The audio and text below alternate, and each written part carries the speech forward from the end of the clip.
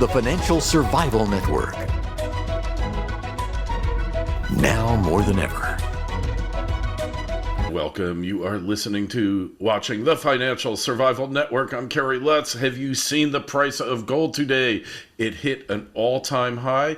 If you had been tuned to FSN, you would have known about this several months ago. We've had a number of people coming on telling you this, that the end of 2021 was your last real opportunity to cash in. I actually bought some physical silver. Silver itself is also up, although not to the extent of gold. And, well, we need to get a perspective on it. You know, it's the 8th of March. David Erfle is with us now, juniorminerjunkie.com. David, hey, we knew this day was coming. You and I, we've talked about it so many times.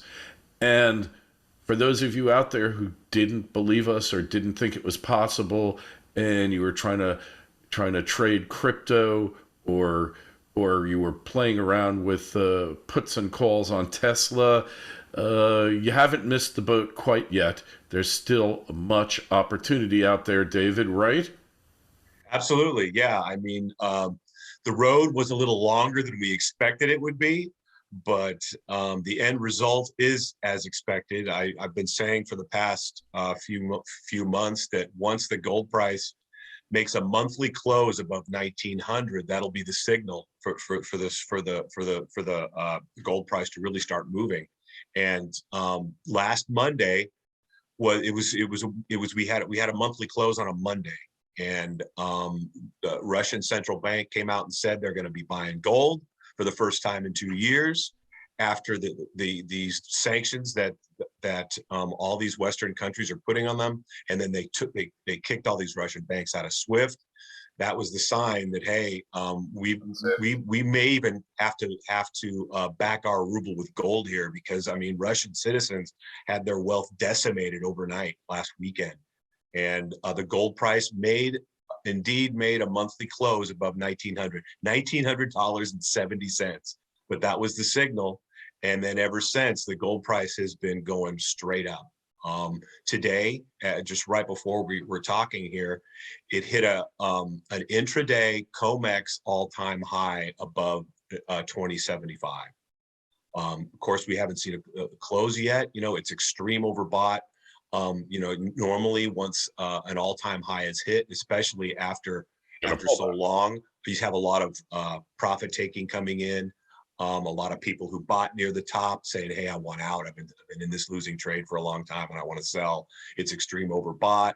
So we're probably going to see a correction here, but with the momentum behind gold, everything is, all the wins are in gold sales here.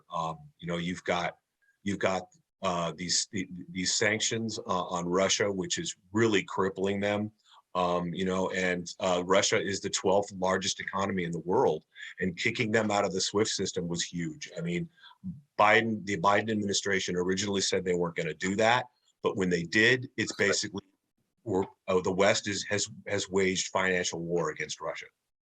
Effectively, we did to Russia what big tech did to Alex Jones.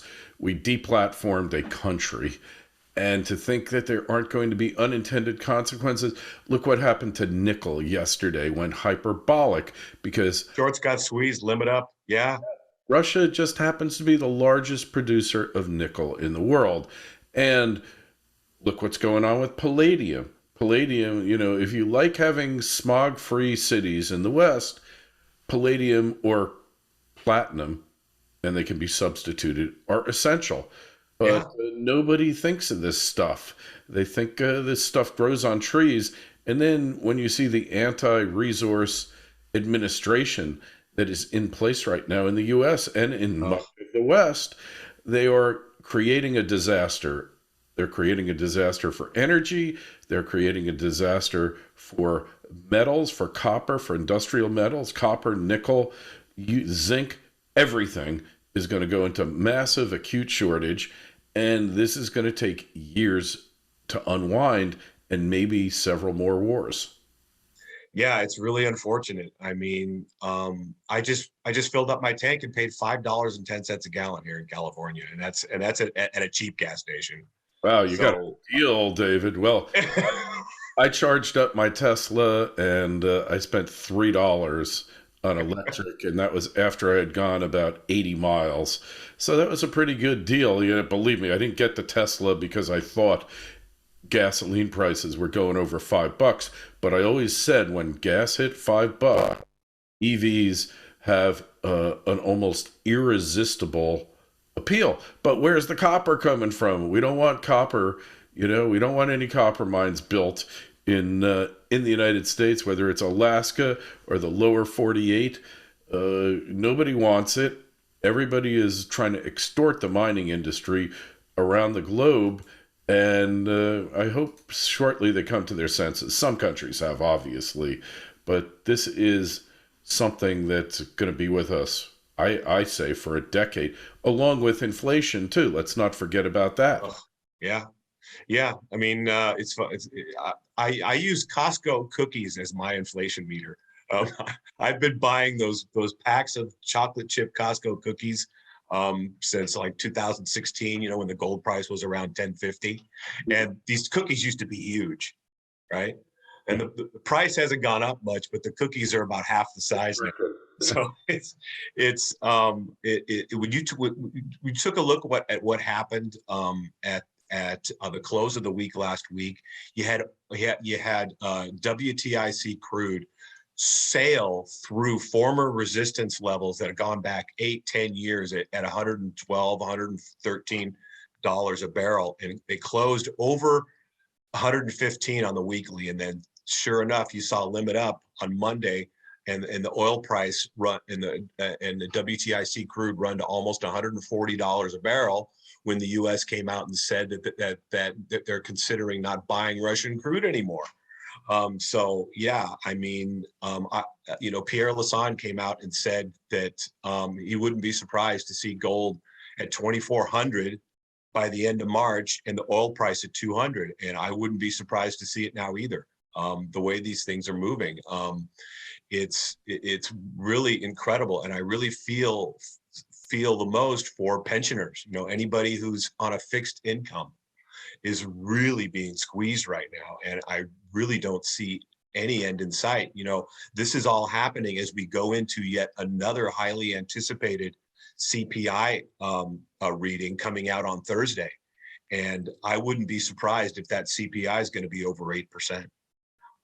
So, Admitting, and previously you had Powell out in front of the Senate say, okay, yeah, looks like we got it wrong. Looks like we're behind the curve on inflation. Yeah, you think? Yeah, we should have raised a little sooner. But you know what? We're still only going to raise a quarter point. We can't raise a half a point yet. I mean, come on, a quarter point? It's nothing. When you have the CPI is at 8%, but if you take the way it used to be calculated with John Williams shadow stats, you know, it's hedonically adjusted now. Inflation is at 16-17% right now. hey, I can tell you that in my neighborhood, in the past month, prices went up 10%. Now, in Florida, it's desirable. There's a demand aspect, but there's a heavy inflation component. And that's one little market. Markets all over the country are doing exactly the same thing because you're getting a subsidized mortgage. Anytime you subsidize something, you're going to get excessive. Well, if you subsidize a product, you'll get excessive supply. If you subsidize demand, you'll get excessive demand. That is what even if it's a 4% mortgage, when you're looking at 15%, let's just be conservative, and 15%, but even if it was only eight, you're still got a real interest rate of -4%. That is a prescription for out and out global economic collapse. You cannot have real negative interest rates for a prolonged period of time, especially that steep, somewhere between David 4 and 14% on a mortgage. All right.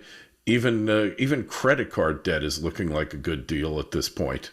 Oh, yeah. I mean, and it's really starting to look even more like the 70s. You know, I'm old enough to remember the stagflation of the 70s. I remember going through my father's change and looking for the silver dimes and quarters and half dollars minted before 1965, which I still have. And Paul Volcker was able to come in the mid 70s and raise interest rates from like 4.75% to 20% by January of 1980. Because guess what? Back then, the US national debt was only $900 billion.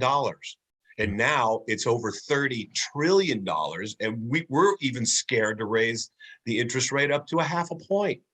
Just the interest payments alone, of the over $30 trillion in debt now, cumulative interest makes up 70% of that debt. Yeah. So they've kicked the can down the road as far as they possibly can. And this is an economic implosion happening right now, and it's really scary on how this is going to play out. I mean, there's a number of different ways how it can play out, but and unfortunately, it's us, the people, that are going to suffer the most, like we always do, when these inflationary occurrences take place. And the yield curve's already inverted, and they haven't even raised interest rates yet. It's really close to inverting, which means recession. So, you're going to have slow growth and rising prices, stagflation. And the gold price, when Volcker started raising rates at 4.75, the gold price was around $100. Well, by 1980, it was $850 when the interest rate hit 20%. And of course, you throw in the Iran hostage crisis and Russia invading Afghanistan at that time, which is what parabolically rose the gold price. But this time, it's starting at a point where we haven't even began to raise interest rates yet. So it's a very scary time right now. Like we were saying off mic before. It's nice to be right and to see the gold price go where it is. But as a human being, the reason why it's happening, and being an analyst, and you feel good about being right, but the reasons for it happening don't feel right, because when you're an analyst in this sector and you're an investor in this sector, when the gold price starts to really take off like it's taken off right now, that means the world is really in a dark place. Totally. I'll tell you two things that will happen eventually. Number one is that we're going to have wage and price controls. Oh, because absolutely. You're going to do the worst possible thing at the worst possible moment, which will lead to dramatic shortages. At some point, we could very well see martial law. Right. Yeah. Commodities are basically currencies right now. Mm-hmm. I mean, it's really scary right now. Like I said, especially for people on fixed incomes. I have family in Europe. I know people in Russia. We're all feeling the same dread. We're all feeling the same worry. It's governments that put us in this situation, not the people. And please remember that when you meet a Russian person. This has nothing to do with them, being Russian. They're people just like us. Don't judge people by their country's politics. As citizens of the world, we're all in this together.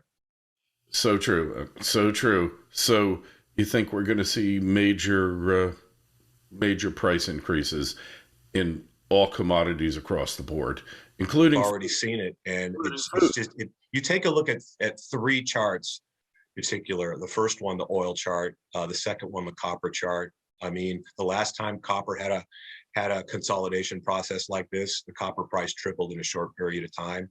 But the gold chart is the one I'm going to focus on right now. And if you take a look at the 20-year gold chart, it's got an incredible cup and handle situation on it right now that I've been talking about for the past few months. It's very rare to see a 12-year cup and handle pattern on a major market. And it's beginning to break out of that handle now. And the last time we had a similar situation in the gold price was from 1996 to the middle of the beginning of 2005. There was also a cup and handle situation starting to take place. I discovered this sector in 2003. And I was just looking for a sector that was going up while everything else was going down, or the stock market was a bear market. And I saw this pattern, and I was boning up on the sector and technical analysis, and went, oh my God, look at this cup and handle pattern here. The gold price could really take off once it gets above 450. And I even put my money where my mouth was big time. I sold my house, and I was alone at the time. I didn't have responsibilities. I didn't have a family.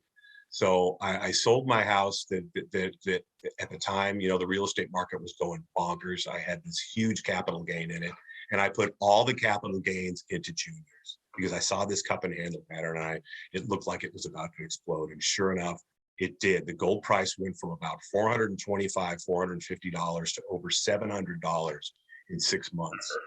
And then, as we know, it just kept going, and it hit $1,000. And we had the global financial crisis, yada yada, and then we blew off at the all-time high at around 1925.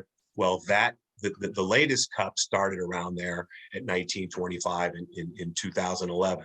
Well, the peak of the cup hit in August of 2020, and now the handle has been taking place since then.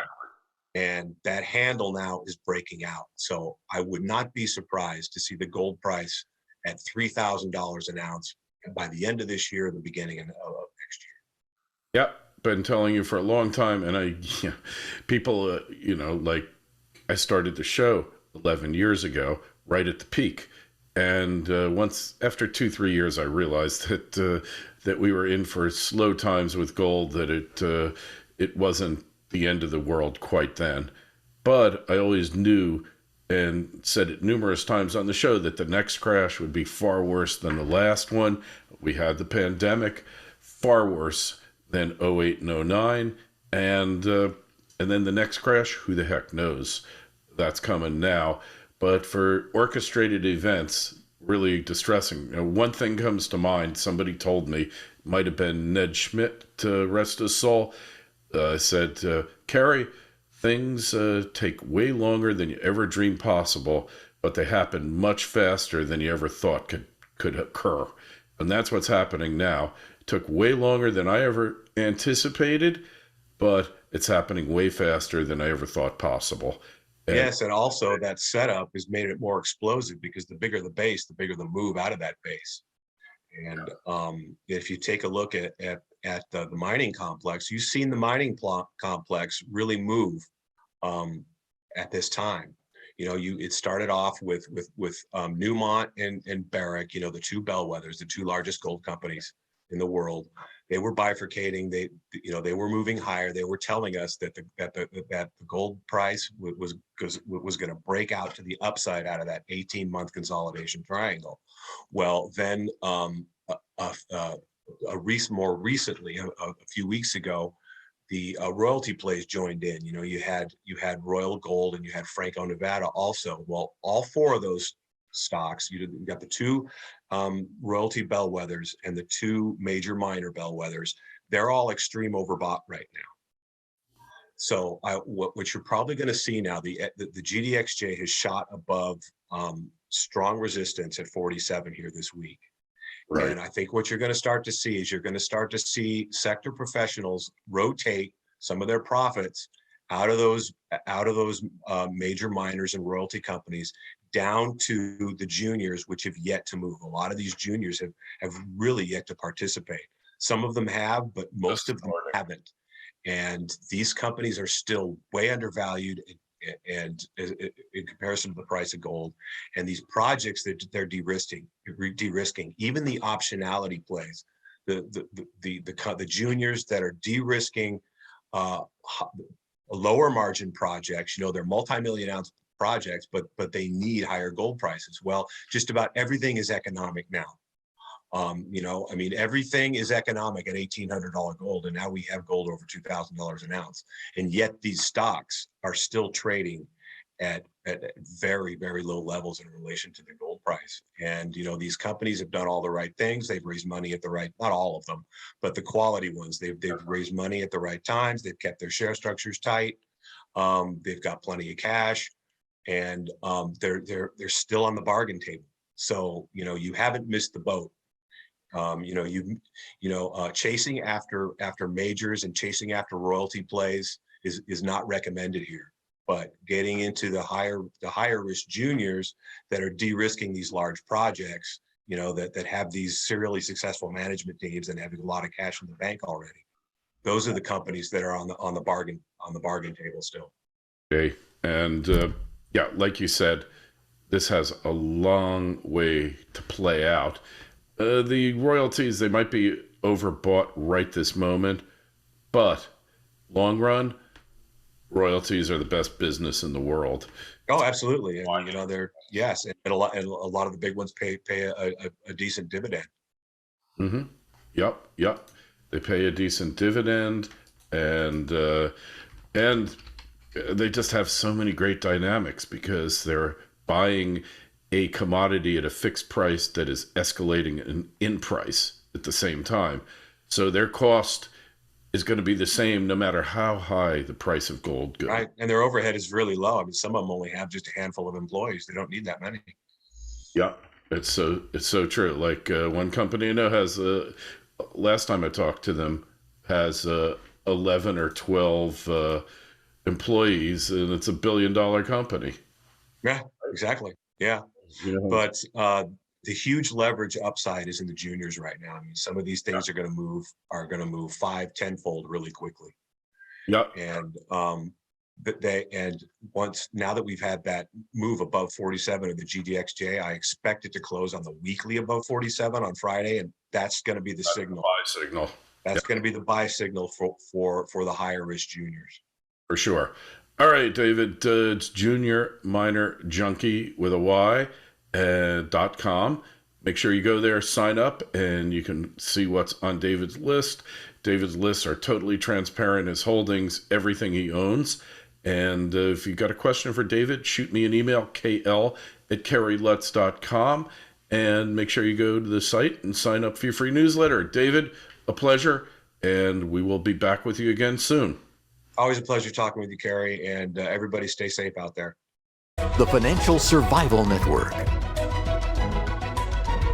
Now more than ever.